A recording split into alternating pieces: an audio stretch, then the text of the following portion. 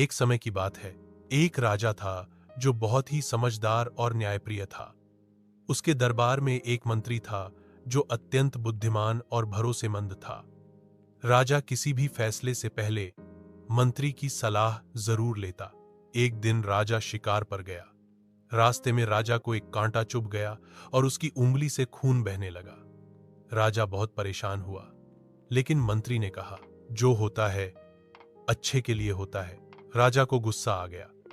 उसने सोचा, मेरी उंगली से खून बह रहा है और यह कह रहा है कि अच्छे के लिए हुआ है। गुस्से में आकर राजा ने मंत्री को जेल में डलवा दिया। अगले दिन राजा फिर अकेला शिकार पर गया, लेकिन इस बार वह जंगल में आदिवासियों के हाथ लग गया। वे उसे पकड़कर अपने देवी को बलि देने वाले थे। उन्होंने राजा को स्नान कराया, पूजा की तैयारी की और तभी देखा कि उसकी एक उंगली कटी हुई है। आदिवासी चीख उठे, यह अपूर्ण है, देवी को अपूर्ण बलि नहीं चढ़ती, और उन्होंने राजा को छोड़ दिया। राजा को तुरंत मंत्री की बात याद आ गई, जो होता है अच्छे के लिए होता है।